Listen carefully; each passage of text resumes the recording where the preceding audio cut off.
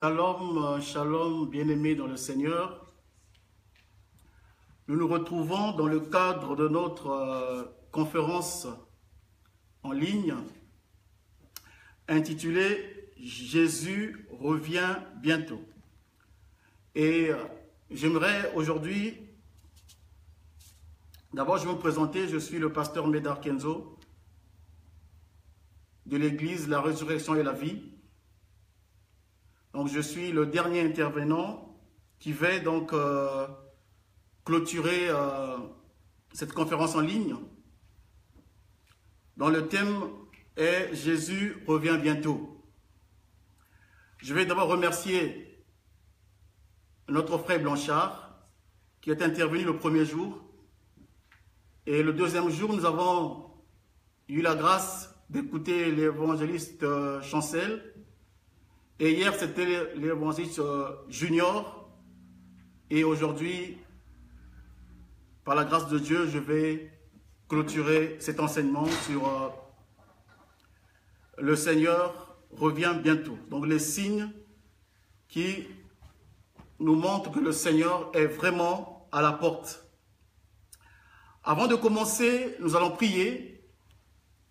Seigneur, je te bénis, je te rends grâce, j'élève ton Saint-Nom au-dessus de tous les noms parce que Seigneur, tu es merveilleux.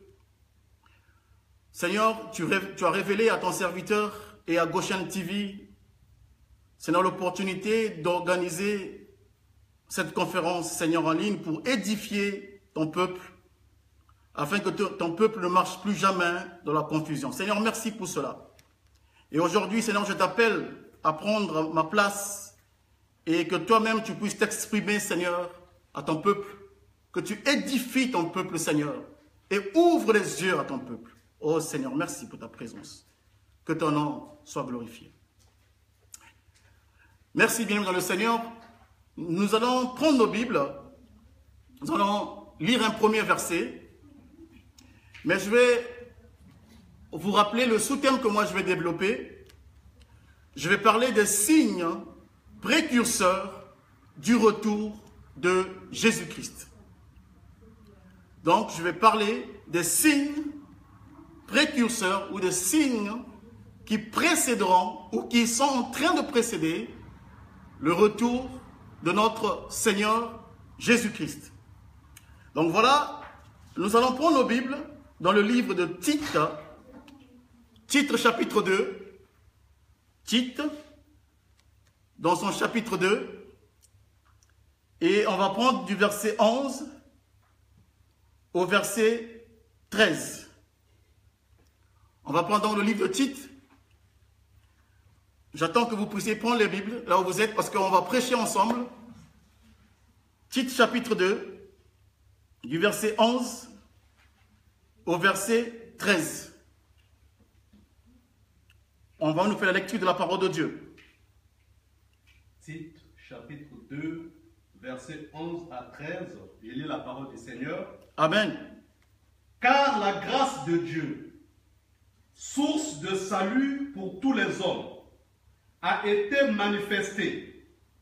Elle nous enseigne à renoncer à l'impiété et aux convoitises mondaines, et à vivre dans le siècle présent selon la sagesse, la justice et la piété, en attendant la bienheureuse espérance et la manifestation de la gloire de notre grand Dieu et Sauveur Jésus-Christ. Amen. Amen. Bien-aimés, dans la lecture que nous venons de faire, on nous parle d'une espérance au verset 13. La Bible dit, en attendant la bienheureuse espérance et la manifestation de notre Seigneur, de notre grand Dieu et Seigneur Jésus-Christ. Donc ici, l'avènement du Seigneur est présenté comme une espérance, l'espérance de l'Église.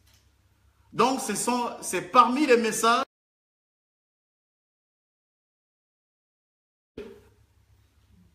L'avènement du Seigneur est l'espérance même de l'Église. Mais avant que ce grand événement que moi j'appelle les signes précurseurs du retour de Jésus-Christ. Avant d'aller plus loin, je vais d'abord dire c'est quoi un signe. Parce que comme nous le savons, les signes s'appliquent à chaque grand événement. Tout ce que Dieu fait est précédé par des signes. Donc un signe est une marque qui doit être interprétée. Pourquoi ce signe doit être interprété? Il doit être interprété pour dégager un message. Parce que le signe véhicule toujours un message. Donc, sans signe, bien le Seigneur, sans signe, il n'y a pas de message. Et sans message, il n'y aura pas de préparation. Mais j'aimerais quand même attirer l'attention des frères et sœurs. Les signes n'ont pas seulement une dimension eschatologique. Mais les signes s'appliquent aussi dans notre vie de tous les jours. Alléluia. Bien-aimés dans le Seigneur, aujourd'hui, je vous prends un exemple. Une femme qui est enceinte, on lui enseigne des signes qui précéderont son accouchement. Si elle ne respecte pas les signes qu'on lui a enseignés, elle va quand même accoucher. Mais elle va prendre le risque de peut-être perdre le bébé. Alléluia. Donc si elle ne prend pas en compte les signes qu'on a mis à sa disposition, que je dis les signes qui précèdent l'accouchement, cette dernière va accoucher. Mais elle va prendre un risque de perdre son bébé. Alléluia. Donc, le Seigneur nous demande d'être de ceux-là qui lisent et qui comprennent les signes. Dans la pensée de Dieu, les signes étaient un moyen d'avertir son peuple. Nous allons le voir dans Psaume 89. J'ai dit que les signes dans la pensée de Dieu étaient un moyen d'avertir le peuple. Gloire au Seigneur. Psaume 89, bien dans le Seigneur, on va prendre le verset 15. Gloire à Jésus. Psaume 89, verset 15, il est écrit: la justice et l'équité sont la base de ton trône. Amen. La bonté et la fidélité sont devant ta face. Heureux le peuple qui connaît le son de la trompette. Il marche à la clarté de ta face, ô Éternel. Alléluia. Ici la Bible nous dit, heureux le peuple qui connaît le son de la trompette. Parce que ce dernier, il marche à la clarté de ta face, ô Éternel, disait David. Tout ce que le Seigneur fait doit être précédé par des signes précurseurs. Étant donné bien dans le Seigneur le caractère ô combien important des signes précurseurs, car nous avons vu tout à l'heure parce que c'est la espérance de l'Église, la notion de signe a une place, bien aimé, importante dans la parole de Dieu. Et nous allons comprendre que Élie, le prophète Élie, quand il jette le manteau à Élisée, il dit à Élisée, comprends ce que je te fais. Voilà ce que Élisée dit à Élisée. Comprends ce que je te fais. Donc Élisée devait comprendre que Élie, en lui jetant le manteau, était en train de lui transmettre l'onction prophétique. Qu'est-ce que je veux dire par là, bien-aimé dans le Seigneur? L'interprétation des signes revient à celui dont les signes sont destinés.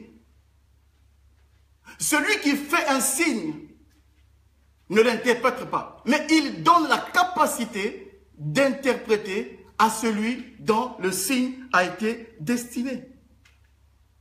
Alléluia. l'interprétation des signes est une dimension que Dieu donne à ses enfants. Donc, je veux dire que l'Église a besoin des signes pour se préparer à la rencontre de son époux. Cette préparation est faite par des eunuques. Parce que Paul nous révèle que l'Église, c'est l'épouse du Christ. Et il dit quelque part que moi, je suis en train de vous préparer parce que je vous ai fiancé à un époux. Et cet époux-là va venir. Et donc, Paul est en train de préparer l'épouse comme on préparait Esther. Parce qu'elle devait entrer dans la cour royale. Il fallait préparer Esther. C'est ce que nous appelons la toilette d'Esther. Et cette toilette est faite pas avec n'importe qui. Mais cette toilette, elle est faite par les eunuques. C'est qui un eunuque, bien-aimé dans le Seigneur? Un eunuque, c'est un homme qui a été castré. On l'a castré afin d'enlever en lui tout désir. Parce qu'en faisant la toilette d'Esther, il peut être confronté à la nudité d'Esther. Mais Esther est destinée au roi, comme l'Église est destinée à Christ. Mais si l'eunuque n'est pas castré, c'est très dangereux, bien aimé dans le Seigneur. Voilà pourquoi les eunuques doivent être castrés. Gloire au Seigneur. Sans signe, donc, bien me dirais-je, il n'y a pas de sagesse. Et sans sagesse, il n'y a pas de préparation. Dieu nous veut conscients des signes. Les signes sont aussi interprétés par un langage révélé. Nous allons lire un passage dans Matthieu chapitre 16. Matthieu chapitre 16. Gloire au Seigneur. Matthieu 16. Matthieu chapitre 16, versets 1 à 4.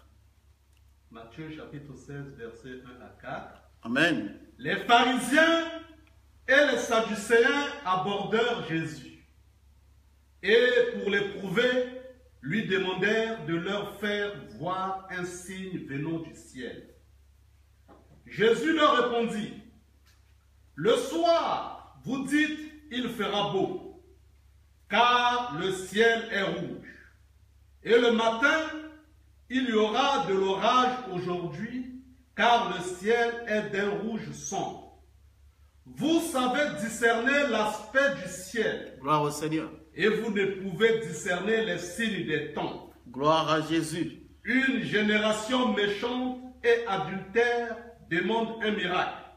Alléluia. Il ne lui sera donné d'autre miracle que celui de Jonas, puis il les quitta et s'en alla. Alléluia. La Bible nous dit que les pharisiens et les sadducéens viennent à Jésus pour l'éprouver. Ils demandent donc un signe.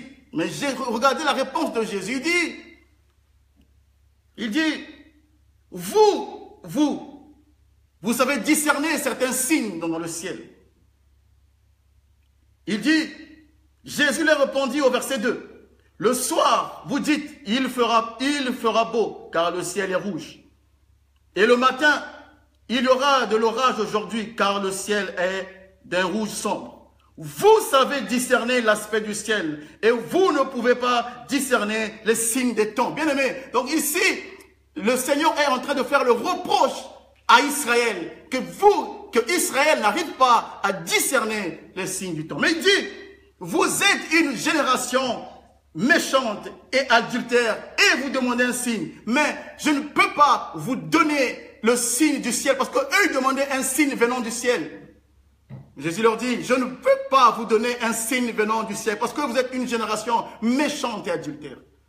Le seul signe que moi je peux vous donner, c'est le signe de Jonas.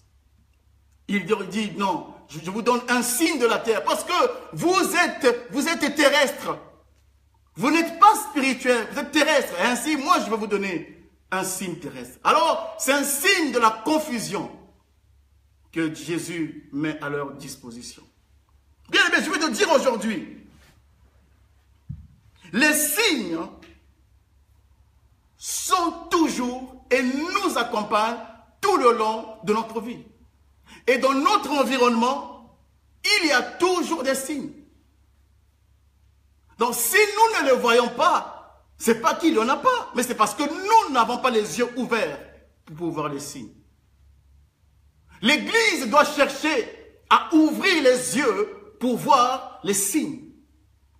Et c'est ce que le Seigneur nous dit quand il parle à l'Église de Laodicée.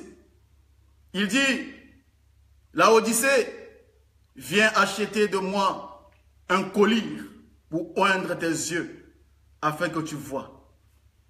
La Bible dit, Dieu parle tantôt d'une manière, tantôt d'une autre. Et c'est nous qui ne faisons pas attention à la parole de Dieu.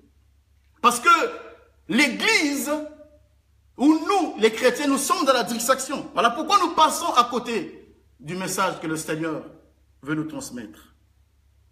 Bien-aimés dans le Seigneur, je vais vous ramener dans l'Ancien Testament pour vous parler de Goliath et David.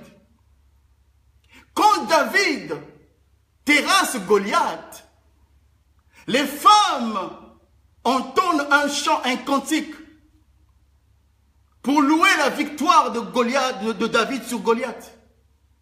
Et le chant que les femmes avaient entonné était un signe que la royauté était passée de Saül à David. Ceux qui avaient l'œil ouvert et ceux qui avaient l'entendement ont compris. Et même, vous allez comprendre que, même avant que David n'aille combattre contre Goliath, Saül prend les vêtements royaux, il donne à David. C'était une façon de lui céder la royauté. Gloire au Seigneur. Bien-aimés dans le Seigneur, la révélation des signes ouvre notre intelligence. Comme j'avais dit, chaque événement est précédé par un signe. Voilà pourquoi nous allons sonner, nous sommes en train de sonner la trompette pour rappeler à l'Église que notre Seigneur revient bientôt. Ainsi, l'Église doit se réveiller. L'Église doit se réveiller. Alléluia. Pour entrer dans mon message d'aujourd'hui, parce que là j'étais en introduction, je vais essayer d'épingler deux signes. Deux signes. Mais avant de parler de ces deux signes, il y a une chose que je vais commencer à faire. C'est de vous présenter le monde dans lequel nous sommes. Bien évidemment, nous savons que le monde dans lequel nous sommes est divisé en trois familles. Nous avons d'un côté Israël, nous avons de l'autre l'Église et nous avons les nations. Israël, l'Église et les nations. Et je vous rappelle simplement que le Seigneur ne traite pas avec toutes les familles de la même manière. Mais il traite avec chacune des familles d'une manière particulière, je voulais dire. Et donc l'interprétation des signes dépend donc de son appartenance. De quelle famille on est. Alléluia. Pourquoi je dis ça? Parce que Israël attend le Messie, le libérateur. Mais l'Église n'attend pas le Messie. Gloire à Jésus. L'Église attend l'époux. L'Église attend l'époux. Et les nations n'attendent ni le Messie, ni l'époux, mais les nations attendent le jugement. Gloire à Jésus. L'Église attend l'époux. Israël attend le Messie. Et les nations attendent le jugement. Donc toi qui es dans l'Église, tu ne peux pas attendre l'époux. Pardon, tu ne peux pas attendre le jugement. Ou tu ne peux pas attendre le Messie. Mais toi, ton espérance, c'est l'époux. Gloire à Jésus. Donc pour l'Église, la Bible nous dit que Israël, nous allons le voir tout à l'heure, que Israël est un signe prépondérant pour l'Église. Nous allons le voir dans Matthieu chapitre 24, verset 32. Matthieu chapitre 24, verset 32. Gloire au Seigneur. Matthieu chapitre 24, verset 32. Je lis la parole du Seigneur. Amen. Instruisez-vous par une comparaison tirée du figuier. Dès que ses branches deviennent tendres et que les feuilles poussent, vous savez que le thé est proche. Alléluia. De même, quand vous verrez toutes ces choses, sachez que le Fils de l'homme est proche. Amen. Amen. La Bible dit, instruisez-vous par une comparaison tirée du figuier. Dès que vous voyez que les branches deviennent tendres et que les feuilles poussent, vous savez que le thé est proche. Bien aimé, les figuiers dont parle ici le Seigneur, c'est Israël. Donc je disais que Israël est un signe pour l'Église. Et Israël a lui-même des signes pour lui.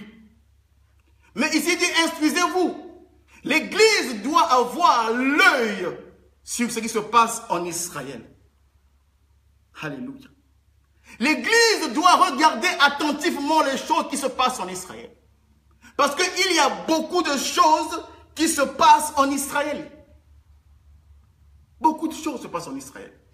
Mais si nous ne regardons pas ce qui se passe en Israël, on va rater un épisode parmi les signes précurseurs du retour de Jésus.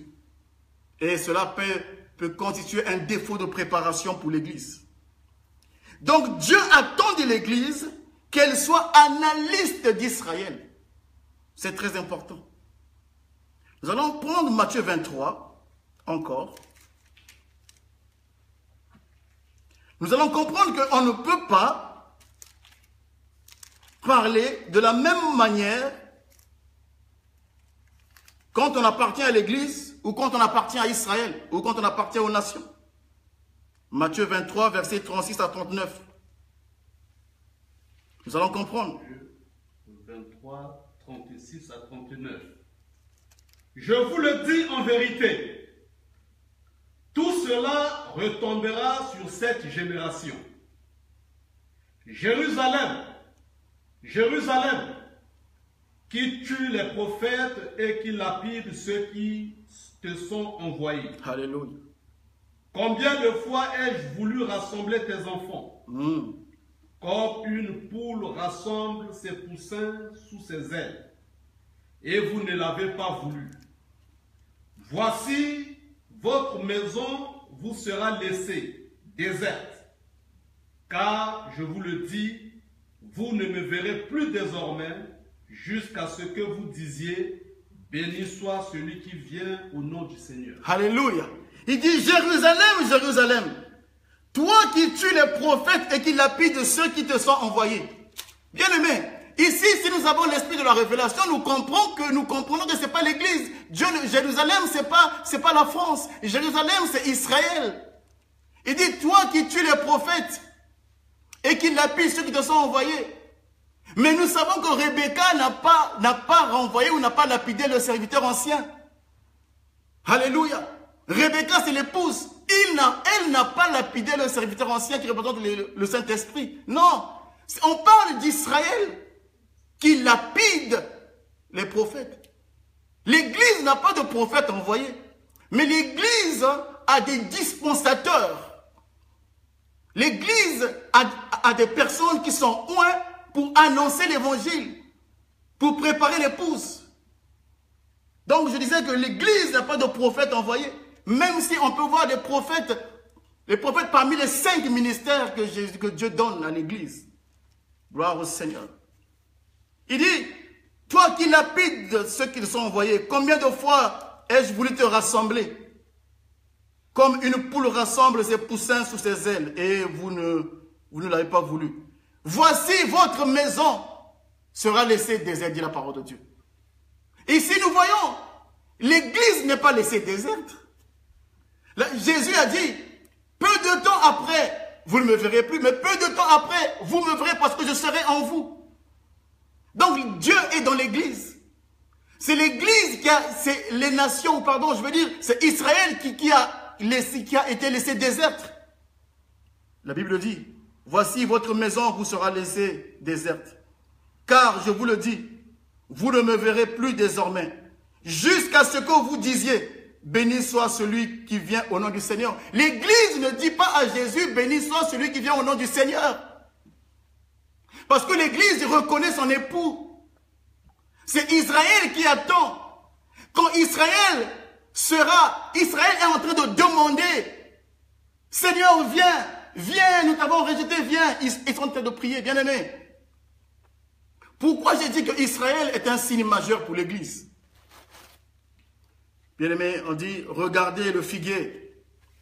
Regardez le figuier. Nous savons bien dans le Seigneur qu'Israël a été laissé déserte. Israël est dispersé parmi les nations. Israël est dispersé parmi les nations, nous savons très bien.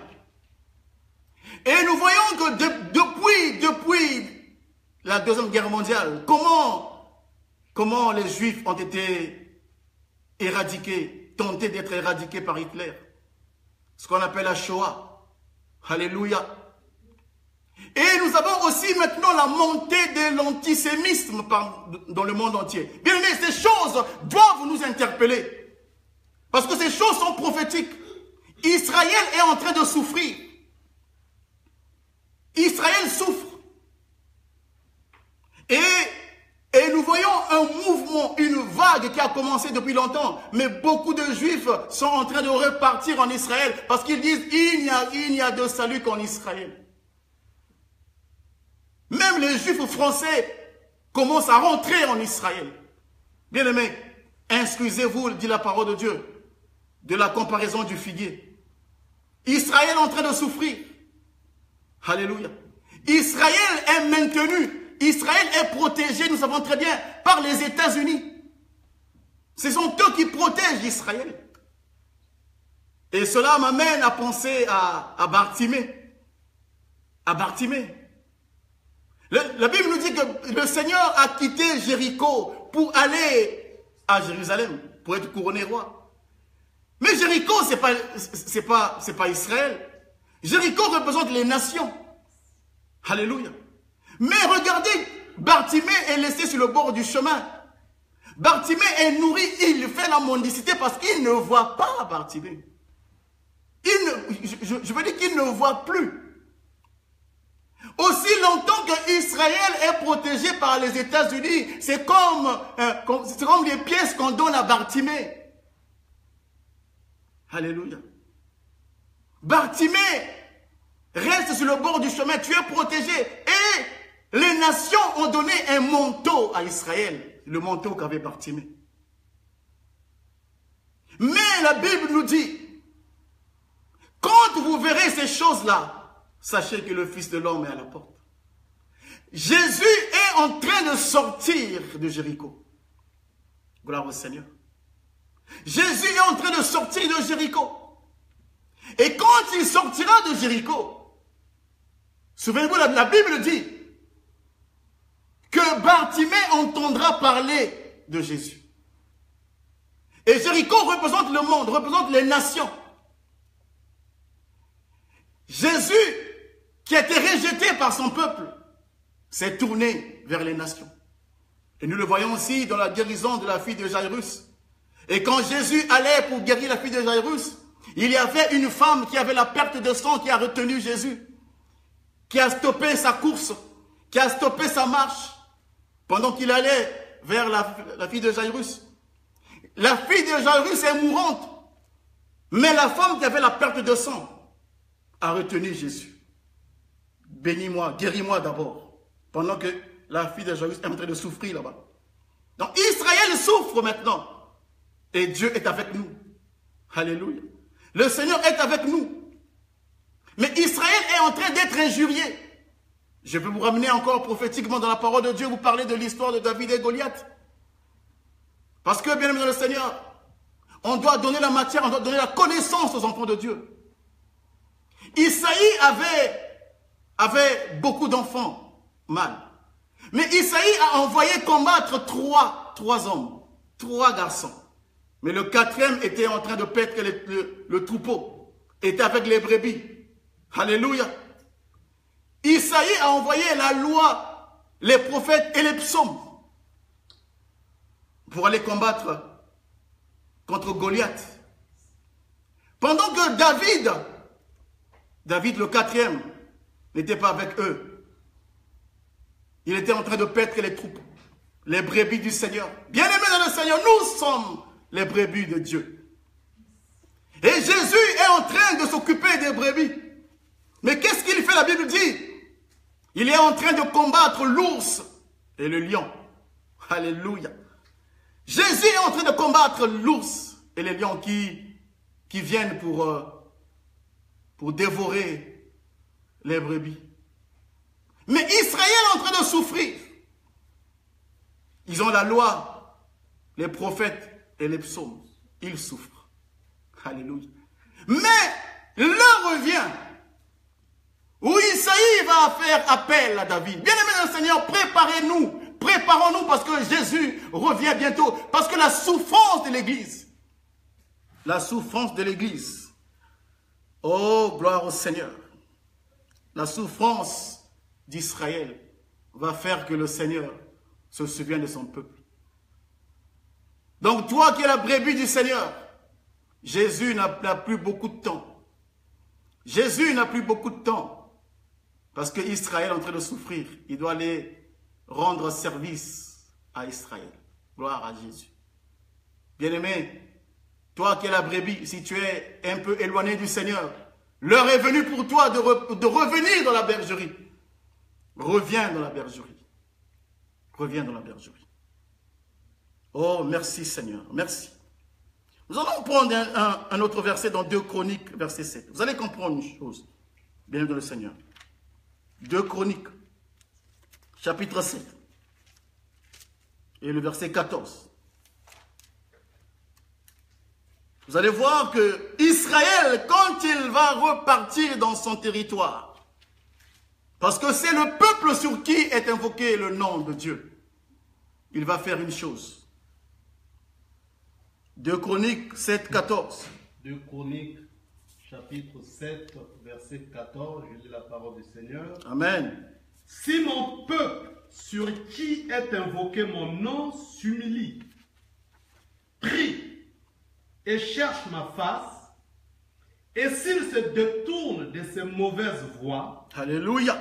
Je l'exaucerai des cieux, je lui pardonnerai son péché et je guérirai son pays.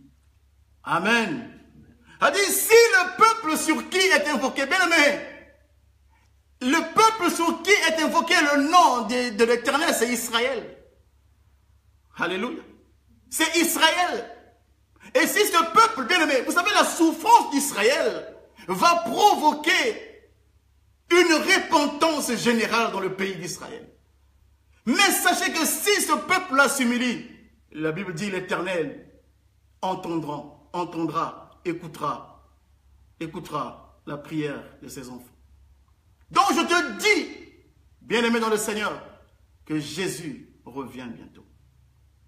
Prépare-toi. L'un des signes majeurs, c'est Israël. Israël est en train de rassembler ses poussins pour attendre l'arrivée du Messie. Mais n'oublie pas que Bartimée voyait déjà. Depuis Abraham, Bartimée y voyait. Jusqu'à Jean-Baptiste, Bartimée y voyait. Mais après, Dieu lui a ôté la vue. Voilà pourquoi il dit que je vois encore. Alléluia. Bien-aimé, bientôt Bartimée va voir encore. Bientôt il va voir encore. Je vais repasser par rapport au temps, je vais repasser, après avoir laissé Israël, je vais passer au deuxième signe qui doit nous interpeller. Et je vais parler de la séduction. La séduction. Nous allons prendre nos Bibles dans Matthieu 24, versets 4 à 5. Israël. Bientôt, le Seigneur va sortir de Jéricho pour aller à Jérusalem. Là, il va être couronné roi. Et Bartimée, il va crier. Mais quand il va crier, Il va crier dans sa langue maternelle. Alléluia. Gloire au Seigneur. Bartimée va crier dans sa langue maternelle. Bartimée ne va pas crier comme les autres. Jésus, non, il va dire, fils de David, dit, dans sa langue maternelle, fils de David. Alors là, Jésus va lui dire, viens, viens Bartimée. Qu'est-ce que tu veux que je vois encore? Bien-aimé Bartimée va recouvrir la vue bientôt. Est-ce que tu es à la porte? Est-ce que tu comprends ce message? Bien-aimé dans le Seigneur. Matthieu 24, versets 4 à 5. Matthieu 24, verset 4. Un deuxième signe précurseur. Jésus leur répondit, prenez garde que personne ne vous séduise, car plusieurs viendront sous mon nom, disant, c'est moi qui suis le Christ, et ils séduiront beaucoup de gens. Alléluia. La Bible dit, prenez garde dans Matthieu 24, verset 4. Prenez garde que personne ne vous séduise, car plusieurs viendront sous mon nom, disant, c'est moi qui suis le Christ. Et ils séduiront beaucoup de personnes, la Bible dit. Cela veut dire que la séduction est un signe majeur de la période qui précède la venue de notre Seigneur. Et quand on parle de séduction, il y a aussi une part de ruse. Il y a aussi une part d'apparence. Alléluia. Dans le mot séduction, il y a aussi le mot ruse et apparence. C'est très important. Donc, pour parvenir à la séduction d'une personne, il faut justement travailler l'apparence. Alléluia. Faire preuve de ruse. Ça, c'est très important. Et j'aimerais aussi vous rappeler, bien aimé, vous savez très bien qu'une femme, pour séduire un homme, utilise les artifices, utilise l'embellissement pour qu'elle parvienne à séduire un homme. Et c'est ce qui va se passer, et c'est ce qui est en train de se passer. Parce que la Bible dit, dans 2 Thessaloniciens chapitre 2, versets 6 à 7, nous allons le voir. Vous allez comprendre très bien. Gloire au Seigneur. 2 Thessaloniciens. Nous allons le voir. Bienvenue dans le Seigneur.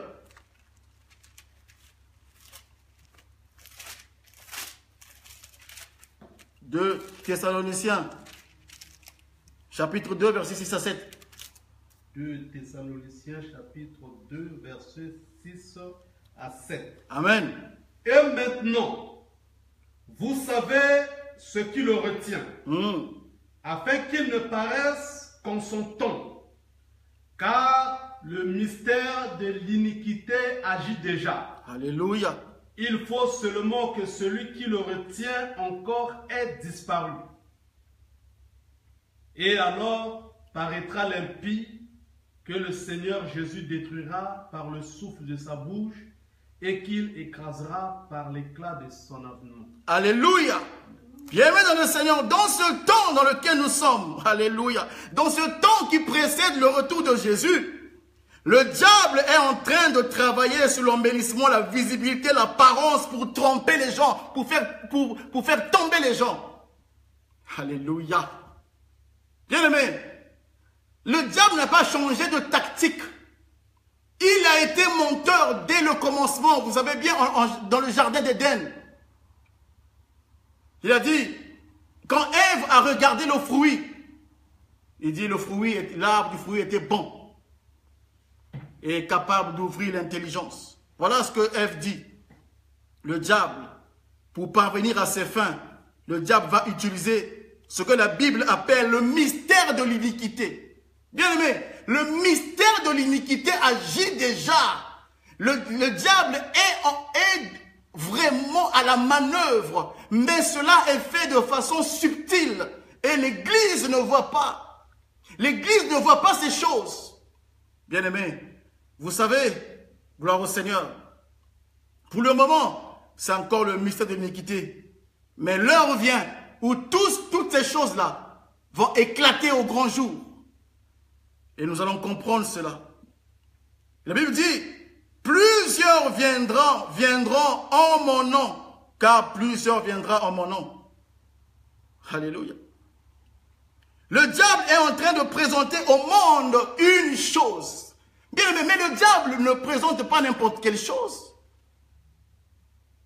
Si le diable veut présenter au monde une chose, mais cette chose doit être similaire à la chose qui est dans l'église. Or, dans l'église, il y a Jésus, il y a le Saint-Esprit. Donc le diable, quand il viendra présenter quelque chose, il doit nous présenter quelque chose qui est semblable à Jésus. Et cela me rappelle l'histoire de Jésus et Barabbas. Gloire au Seigneur. Pilate présente deux prisonniers. Il dit, il est de coutume de libérer un prisonnier à chaque fête. Bien-aimés, vous savez une chose. Les gens savent que Barabbas est un meurtrier. C'est ce que les gens savent. Mais ce que les gens ne savent pas, c'est quoi? Que Barabbas, son nom veut dire fils du Père. Alléluia. Le nom Barabbas veut dire fils du Père. Donc, le diable nous présente Barabbas. Parce que lui aussi, c'est le fils du Père. Comme Jésus, c'est le fils du Père, le diable va nous amener un Barabbas. Mais n'oubliez pas que Barabbas est meurtrier dans son intérieur. Mais dans son apparence, il est aussi le fils du Père. Voilà ce que le diable nous présente. Le fils du Père. Parce que, bien aimé, pour t'amener à choisir entre deux articles, on va te présenter deux articles qui sont similaires. Qui sont en apparence identiques. Voilà pourquoi le diable va utiliser la méthode de Pilate. Il dit, choisissez entre entre Barabbas et Jésus, excusez-moi. Bien aimé, or c'est la ruse, c'est les apparences. Gloire à Jésus. Oh, merci Seigneur. Merci Seigneur. Le diable est en train d'utiliser cela. La deuxième identité de Barabbas, le fils du Père. Gloire à Jésus. Quand on demandera de choisir, on va demander à choisir, bien aimé dans le Seigneur. On va demander à choisir Barabbas et les gens choisiront Barabbas. Voilà pourquoi Jésus dit-il qu'ils viendront sous mon nom, ils auront l'apparence du fils du Père, mais ce n'est pas le fils du Père. Ce sera Barabbas. Bien-aimé, vous savez, pour mieux te gagner, on va utiliser la séduction. La séduction ne vient pas avec l'épée, non. La séduction vient avec le pain. Alléluia. Bien-aimé, pour séduire quelqu'un, on ne vient pas avec l'épée, mais on vient avec le pain. Ève a été séduite en lui montrant un arbre qui était bon à manger. Elle a été séduite. Alléluia. Oh, merci Jésus. La séduction vient quand on te dit, tu peux transformer ces pierres en pain. Voilà la séduction. Les prédicateurs de Satan présentent le pain au lieu de présenter Christ. Je rappelle, je reprends. Les prédicateurs de l'église de Satan viennent présenter au peuple le pain au lieu de présenter Christ. Mais ils ont oublié une chose. Dieu a donné à l'église la capacité de multiplier le pain. Mais quand est-ce que le pain doit être multiplié? Le pain va être multiplié quand l'esprit est déjà nourri. Gloire au Seigneur. Voilà pourquoi Jésus, après avoir prêché toute la journée, il a d'abord nourri l'esprit du peuple et après il demande aux disciples de leur donner du pain. Bien-aimé, que le diable ne te trompe pas. Le pain est là. La Bible dit, cherchez d'abord le royaume des cieux et sa justice et toutes ces choses vous seront données par-dessus. Bien-aimé, le pain viendra au temps du soir quand tu auras écouté la nourriture qui nourrit ton esprit. Alléluia. Gloire au Seigneur. Vous savez, les prédicateurs de l'église de Satan ont l'évangile de notre père Isaac. Notre père Isaac dit, ramenez-moi à manger pour que je vous bénisse. Voilà l'évangile d'Isaac. Ramenez-moi à manger pour que je vous bénisse. Alléluia. Alors ils vous disent, ramenez les offrandes, ramenez tout cela, ramenez de l'argent, ramenez toutes ces choses-là pour que je vous bénisse. Et bien aimé, Dieu peut bénir autrement. Alléluia. Bien aimé, Ismaël n'a pas ramené d'offrande, mais il a été béni par Dieu. Gloire au Seigneur. Bien aimé, que personne ne te trompe. Que personne ne te trompe. Gloire au Seigneur. Ça, c'est l'évangile d'Isaac. L'évangile d'Isaac. Ainsi, dans l'église d'Isaac, les prédicateurs disent, ramenez du gibier et je vais te bénir. Et après avoir donné la nourriture de l'esprit, nous avons dit, les pains sont multipliés. La séduction, c'est présenter les choses dans un ordre inversé. Bien aimé le Seigneur.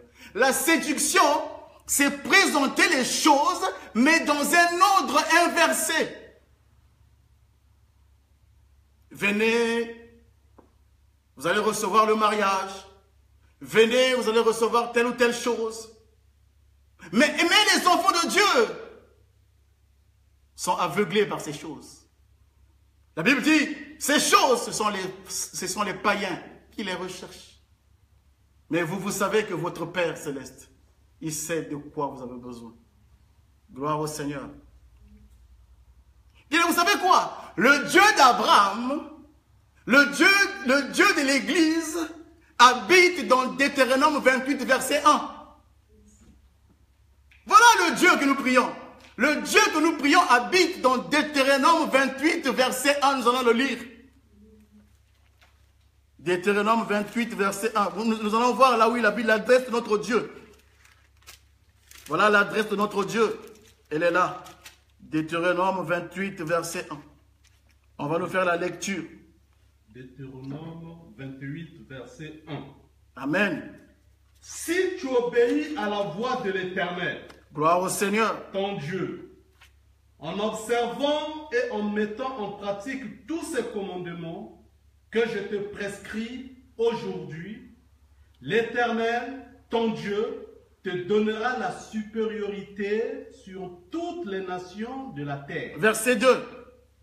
Voici toutes les bénédictions qui se répandront sur toi et qui seront ton partage lorsque tu obéiras à la voix de l'Éternel, ton Dieu. Amen. Au verset 3, on nous explique tout ça. Bien aimé, voilà pourquoi j'ai dit au début que le Dieu que nous prions, le véritable Dieu, habite dans Deutéronome 28.